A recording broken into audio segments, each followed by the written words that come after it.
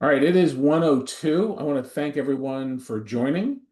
Um, this is one of the probably highest registered topics that we've hosted so far. We've hosted, I don't even know, it might be close to 20 events since the beginning of April. We're having these uh, every other week webinars into the early October timeframe. And this one specifically is how quickly you can become CMMC 2.0 certified. Oscar, you on the next slide.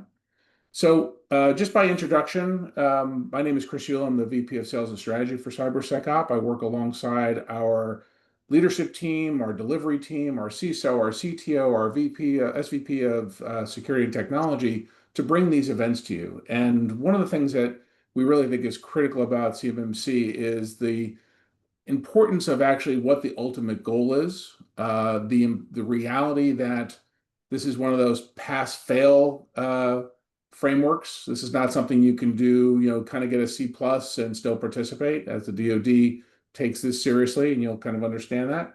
And also for those organizations that might do business in the Department of Defense, we have clients, and there's many more out there that a percentage of the work is just in the space. It might be 20%, 30%, 50% of their business. So for those organizations where it's a piece, how do I get in there to get started rather than overinvest because it's 100% of my business? And what you'll learn through this is how to make those achievements in each of these three levels, the timelines that are required, that are being pushed down. Like I said, it's pass fail kind of thing, not a bell curve. But hopefully you'll leave with a lot of great information from this. Next slide, Oscar.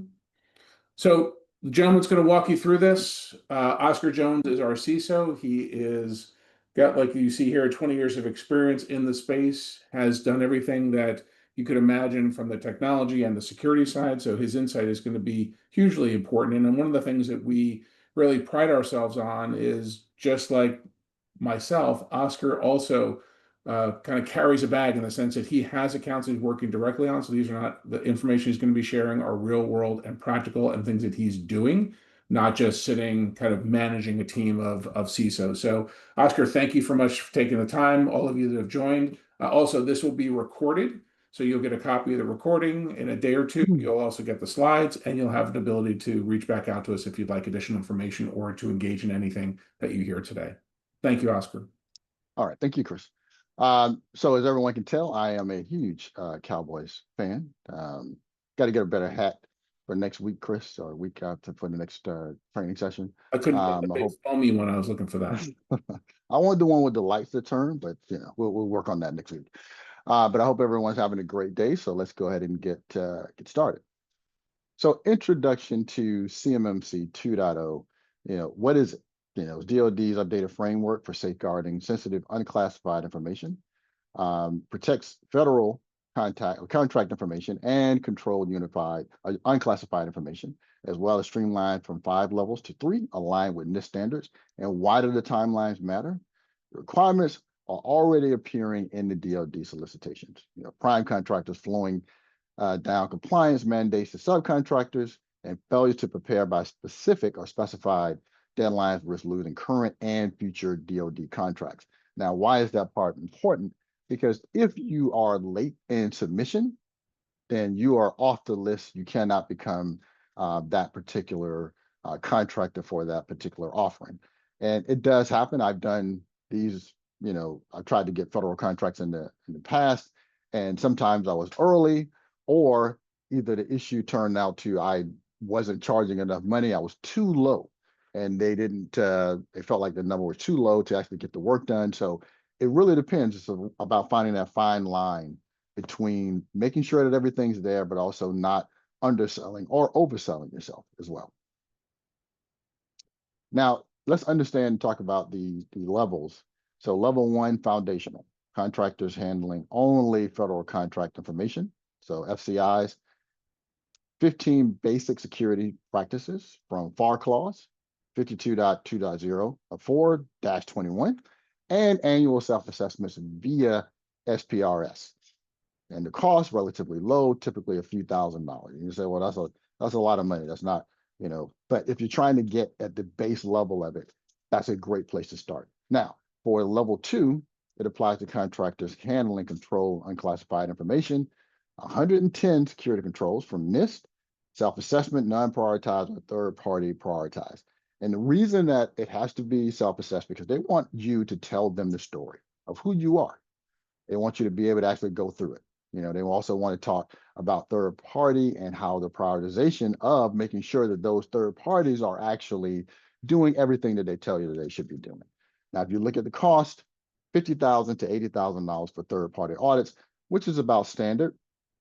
I do believe that you can probably do it for a lower cost than that, but you get what you pay for in that scenario. So if it's only 50,000 or if it's a less amount, you may not be able to get all of the data points and information that you need in order to make a comprehensive decision to make sure that that third party is actually doing the right things and looking at the right data points. So now let's look at the level 3, expert. Contractors handling the most sensitive CUIs. And I know of about 3 companies right now that are utilizing level 3 and actually going through the process. And based on what I've been told, it's a lot of hard work. It's a lot of details that they have to remember, a lot of information that they have to report on. So if you're going to be an expert in anything, especially when it comes to CMMC, you want to make sure you have all of your ducks in a row, which simply means just make sure you do your due diligence. So the assessment is government-led assessment by DCMA and DIBCAC, which they're very strenuous, they're very detail-oriented. So you got to make sure that all the T's are crossed and all the ending of those sentences are dotted, because if not, they will hold that against you. And you're all going, trying to get these contracts. And so you have other companies that are trying to get a contract. If you make 2 to 3 mistakes and they only make 1, they will get the contract. So So let me looking at, okay, sorry. get in here too, Oscar. One thing that we intentionally left out, but we will add in the distribution at the end of this, is around the importance of a governance, risk, and compliance platform. So as complicated as Oscar is telling you it is, and it really is, from left to right, 1, 2, and 3, having a platform in place that provides you guidance, it isn't, you shouldn't look at it as a check off the box kind of thing, but it provides the guidance, the tasking, the roles and responsibility to sit down and actually try to keep track of all of these controls that you're working on, and where are we in process, and who owes me what, and what's our overall score, so you know where you're going, as opposed to just blindly kind of firing or forget we're going to go someplace and we may not have gotten there. That's number one. I think the number 2 part of it is just like if any of you have actually kind of shopped for technology, if you're going to a provider to get them, depending on their certification, which go from, think of the bronze, silver, gold kind of level. As you go further up the food chain, your pricing is better if you're a gold partner trying to buy, say, Cisco technology rather than just the bronze level. It's the same thing when your customers are looking at trying to figure out who should they partner with. And when there's a choice between someone who's a level 1 versus a level 3, there's a value play that you could certainly charge more because you've done everything to prove that you can be there. But there's also a competitive edge on who is going to sit down and potentially take a 2-step drop and put my business at risk for sit down from a supplier perspective. So there's a lot of value add in behind the scenes, and Oscar's going to touch on that throughout and at the back end of this on why it's important to get to these second and third levels. Thank you, sir. So now let's go back down to level 1, foundational implementation of 15 basic security practices for clause 52204-21. And we're also going to include all of those controls that you would have to look at. But if you look at the baseline, access controls, password management, antivirus use, physical access restrictions, most of us think, okay, we're already doing this. We should be good to go. But it's really about the scrutiny of the controls and how you're utilizing them. So when it talks about access controls, it's talking about specifically how do people get into your environment? How are you tracking that information? Are you auditing that information? Are you logging that data? They want to know everything. So access control in itself is not that difficult, but the level of scrutiny that you will need to adhere to in order to just get past the level 1 is going to be astronomical. And it's all about time and resources to make sure that you're not missing anything and all the data you're putting in is correct. So looking at the assessment portion, it's an annual self-assessment. And we love those. We love annual self-assessments. The only problem with an annual self-assessment is that what happened between the last day you did the review and then the 364 days later that you're now doing a new review. Has anything changed in your environment? If anything did change, who was aware of it? Has it been tracked? Has it been reviewed and documented? Or have there been any change controls that have occurred? Have there been any issues that you've had internally? So you got to think about, is annual self-assessment actually good for you, or does it kind of hinder you because now you got to start over and possibly catch up depending on how many changes you had? So senior official must annually affirm compliance, and compliance confirmed via supplier performance risk system, which is the system we were talking about earlier, because you're rated on every single thing that you do. And I'm not, saying that it's impossible, but it's really about being consistent. That is the most important piece of this conversation. So looking at the cost and consideration is fairly low, as we stated, a few $1,000s, and it depends on your existing infrastructure. Now, if you think about it this way, some things are going to be in scope, some things are going to be out of scope. You just want to make sure that the things that are in scope you're reviewing, and things that are out of scope you're stating clearly and concisely, so that they know not to look at that information and data points. Because if they don't believe that it's out of scope, they will start to peek over, which means you're most likely not prepared for it, which means it's going to hold you back and you may not get the contract. So just think about out of scope and in scope really being the focal point of this level 1 conversation.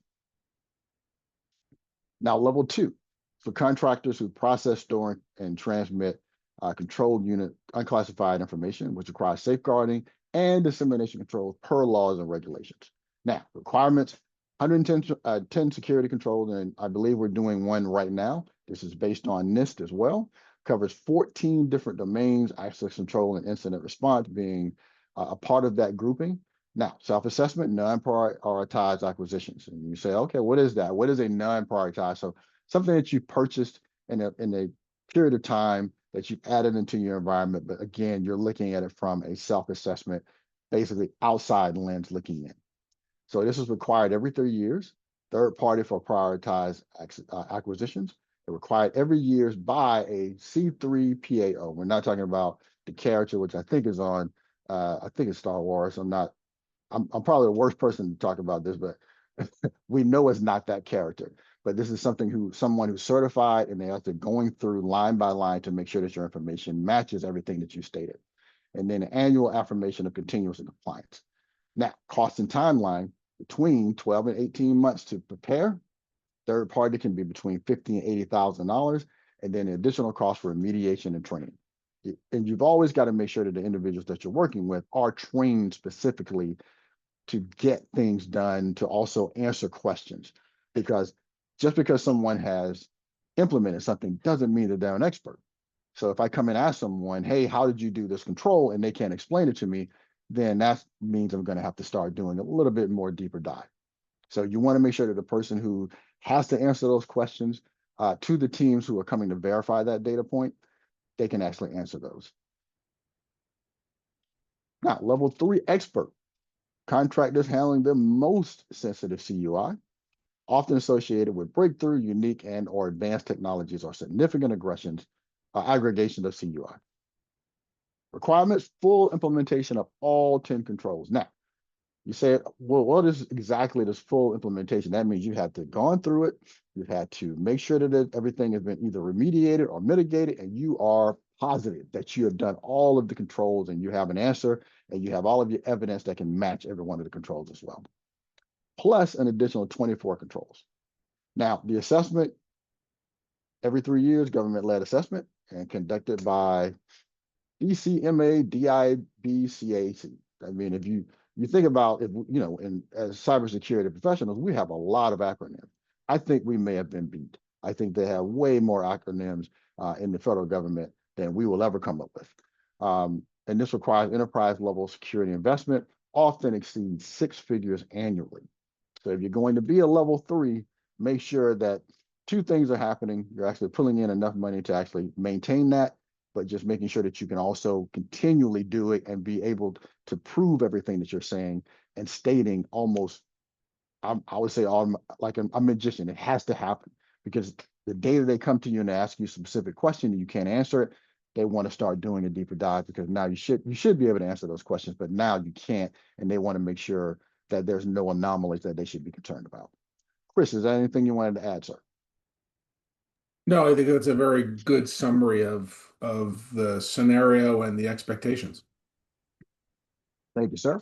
All right. So now looking at the official DoD timeline. So November 10th this year, phase one, DoD begins including CMMC self-assessment requirements and applicable solicitations and contracts. Now, a year from that date, November 10th, 2026, mandatory third-party CMMC assessment requirements begin for applicable contracts. So you say, okay, I got plenty of time. But remember how long it takes to actually get ready for this is between 12 and 18 months.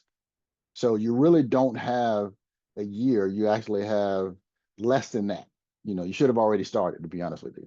And then looking at phase three, level two certification requirements extend to existing contracts. So that means if you have an existing contract, now you got to take on the added, and I would say pain, to make sure that the information you're providing them is correct. And then the level three certification becomes mandatory for applicable contracts, and that is November 10th, 2027.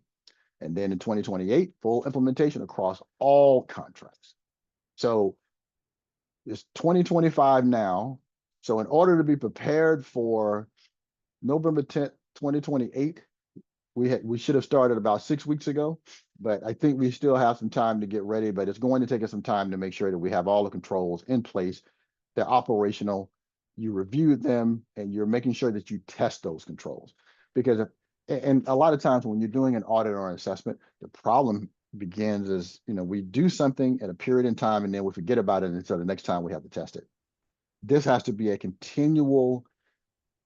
continuous process of reviewing, remediating, and mitigating if we find an issue. Because it's going to be 110 controls total that have to be buttoned up across the board whenever they're coming in to have the conversation with you.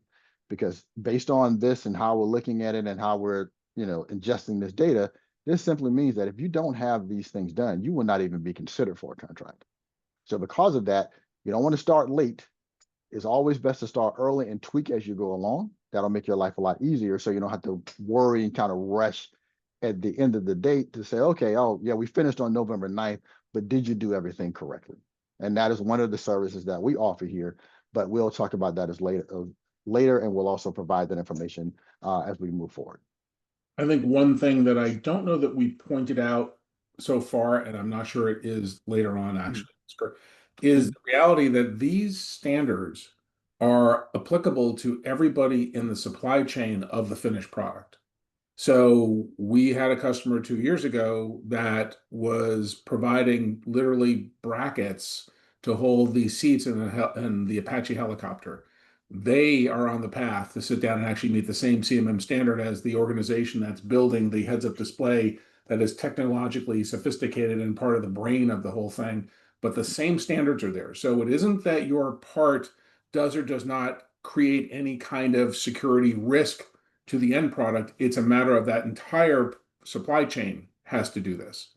So, like if you're Boeing, then everybody below Boeing has to sit down and all their subcontractors have to meet. Otherwise, they're going to sit down and go, "This subcontractor doesn't go find someone else who can do brackets for me that meet the standards."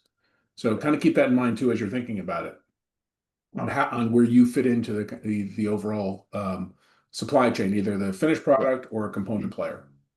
And that's a very valid point, Chris, because a lot of times the company will look and say, "Oh, we just have a small part and small piece in this process, so we may not have to do everything." You still have to, because as Chris stated, the person that makes the seats is just as important as the person making the heads-up display, because you have to be trusted. Your information and how you're, building these seats and where they got to go. You still, because you're a contractor, you have to do the work. There's no way you can get around that. And And the so, risk is not okay, just a piece, like, it shouldn't be looked at like, oh, what damage could someone do from the outside, threat actor to the bracket? Nothing, but the movement of information to order the bracket, the dimensions, the stress levels, the, financial transaction between the organizations that might be a gateway into a bigger thing somewhere else deeper in the organization. That's what they're really looking at. They're not just looking at the security, they're not just looking at the thing that you make. They're looking at the information movement and the risk that you may or may not bring to the overarching organization and eventually then to the government. spot on, sir. So because we only have 8 minutes, I'm going to skip this page because we've already covered this portion. Plus, it'll also be in the packet that is sent to you a little bit later. So rulemaking status. So back in 2024, October 15th, which coincidentally is my birthday, 32 CFR Part 170 formally establishes the CMMC program. Published October 15th last year, and it was effective in December. Status active provides legal foundation for CMMC program, which means that you really can't question what they've set forth with us so far. So they're going to continually update it, but it is a legal program that's already been established. Now, the 48 CFR DFARS make CMMC a binding contractual requirement. Published last month, September 10th, and it's effective November 10th of this year, enables inclusion of CMMC clauses in DoD contracts, which means that as they move the needle, you have to move the needle with them. If they make any other changes, they will notify you, usually between 30 to 45 days in advance, but just based on what we're looking at and what's being stated, there's no way to get around it. You have to do the process. You have to go through the CMMC. There's no additional information because a lot of times, in our environment, you can say, okay, I'll take a SOC 2 as a binding agreement, or I'll take an ISO agreement. That is not the case. This has to be done. All the controls have to be adhered to. There's no subset of information that you can provide that would actually get you around having to do the work of putting in the CMMC controls. Your company's journey and certification process. Phase 1, for preparation and scoping. This is like basically any project management phase. Phase 2, gap analysis and remediation. Phase 3, assessment. Phase 4, certification and maintenance. Level 2 certification between 6 and 18 months from start to finish. Now, remember, this is just a level 2. Level 3 has already been stated that it could take you up to 18 to 24 months, depending on what you're starting from. If you have a good, strong foundation and base, it'll be a lot easier for you to go through the process. But if you haven't done anything, you have no certifications, I would look at the higher top end of between 18 to 24 months to actually get it into your environment. Phase 1, determining your required CMMC level. Extremely important. You want to go with level 1. We know it doesn't take as much time. It doesn't cost you as much. You identify your boundaries, thoroughly identify all locations where CUI resides within your environment, and properly classifying it. Making sure that, if something that's critical, we got to define that in the assessment scope, and then defining also your assessment scope itself, describing and deciding on where to certify your enterprise network or specific segment, enclave where CUI is processed, and then the asset inventory. You may think, that's easy, but there's a reason that they're asking about your asset inventory, because they want to make sure that you don't have any devices in your environment that would put them at risk, such as highway or something of that nature. They want to make sure that the equipment you have doesn't violate any controls that they've already set forth that cannot be allowed within a federal usage system. So just remember that, there are a lot of components that are no longer allowed within the federal government. So you got to think about how that process will affect you and whether or not you're going to have to change out your environment, or if you're going to remain with the tool set and try to give a full scoped out explanation, which may or may not work depending on what's in your list. Phase 2, gap analysis and remediation. Readiness assessment, align with NIST. System security plan. I actually completed one of these about 2 weeks ago. It was detailed, and it's going to be read through by everyone on the team. So you want to make sure you're doing it correctly. Document outlining the controls in place for protecting CUI and describing how organization meets those requirements. And then you got to do your POEM, plan of action and milestones, document identified deficiencies and outlines corrective action and milestones, and implement remediation. Address identified gaps by updating documentation. Extremely, extremely important. I don't know if I can stress that enough. And why this phase takes time, because often the most time-consuming phase of recertification. Requires thorough assessment of current cybersecurity posture and identifies gaps between certain practices and required controls. It also requires documentation of deficiencies and corrective actions. And the reason that's extremely important is because when people are looking through the information, they want to be able to correlate that data from spot to spot. So from your security plan to your POAM to your risk register, they want to be able to say, okay, this information fits here, it fits here, and it fits here. If it doesn't fit, they're going to come back and ask you questions to find out, hey, why is this not on here, or why is it not being called out specifically like it was in an earlier documentation that we were reviewing? So key insight, all items in the POAM must be closed before certification can be earned. I'll read that again. All items on the POAM must be closed. There can be no criticals out. There can be no highs that are out that you're working on. You have a plan of attack. You have to have those completed and closed before your certification can be earned. Extremely important. That means you can't have anything lingering out where you don't know your plan of attack of how to close it is going to be. Phase 3, the formal evaluation process varies by CMMC level, but the rigor increases the higher you go. So self-assessment, annual internal review of cybersecurity practices. I personally would do it every 6 months. That way there are no surprises coming down the pipeline. Annual affirmation by senior officials. And this is focused on the 15 basic security practices from FAR. And then the advanced every 3 years for non-prioritized, and then every 3 years for prioritized acquisitions. And then annual affirmation of continuous compliance required for all. 110 security controls, and that's for level 2. Level 3, every 3 years only, conducted by Defense Industrial-Based Cybersecurity Assessment Center, and then 110 controls, and this is the most rigorous and is also the most expensive. So just remember that. So looking at the cost, a few $1,000s for level 1, a few $1,000s for level 2. Enterprise level could be up to, Chris, is it 200,000 to 250 for level 3 government-led assessments? Yeah, depending on the starting point or the readiness of the organization, yes. For someone that's a little less ready, then we have a little less investigation, right? So we Okay. can customize it so it would be as small and as quick as possible. So do you think that it should, you start off at a level 1 or a level 2 and then increase it to level 3, because that way at least you know how the process is going to actually begin, so there are no surprises for you?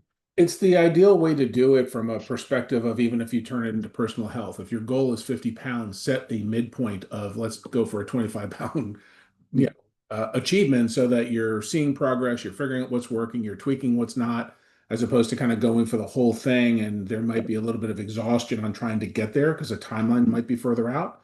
And most everything, if not absolutely everything from level 2 applies to level 3. So it's work that you would end up doing anyway, but you're sitting down and actually can have that statement to the clients, to the government, that, hey, I am level 2, as opposed to I'm still on my journey to level 3. So we would always encourage you to kind of move through the level points, because they build upon one another. Okay, perfect. Thank you, sir. All right, and then phase 4, certification and maintenance, final certification after you've been successfully assessed. You will receive a level 2 or level 3 certification. And then ongoing maintenance requires continuous effort, not a one-time event. Organizations must maintain continuous compliance throughout the 3-year validity period. Remember, this is not about just doing the one time and then stopping. It's being continuous and ongoing. Annual affirmations by a senior official that all assessment objectives are still being met. If it comes down to a time where, and they'll say year 2, you're not meeting those, you will be flagged and they will suspend your certification in the process. And that's the one thing you don't want to do at all. So, benefits of certification: enhanced security posture. This is for not only yourself, but also, you're working with the government, industry recognition, contract eligibility, and future audits. So you're ready for them. There are no surprises. You are ready to roll on all future audits. So that's the phase. That's the 4th phase, which we would all hope to get to. But remember, it does cost quite a significant amount of money. But once you're there, you're there. And as long as you continue those processes and making sure you're asking the right questions, then everything should be smooth. But we always know that there are going to be hiccups in the environment. So it's really about just looking at it. And that's why I stated earlier about making it possibly biannually as opposed to once a year, just to make sure that nothing's, surprising you during the process. So factors influencing your timeline, current cybersecurity maturity. Um, you'll have a shorter path to compliance if you're already aligned with NIST and require CMMC levels. Target level directly correlates with the number of controls and assessment rigor. Level 2 typically takes 18 months to prepare for. Company size and complexity, internal resources. We all know that we'll never have enough people to do all the work that we need for them to do.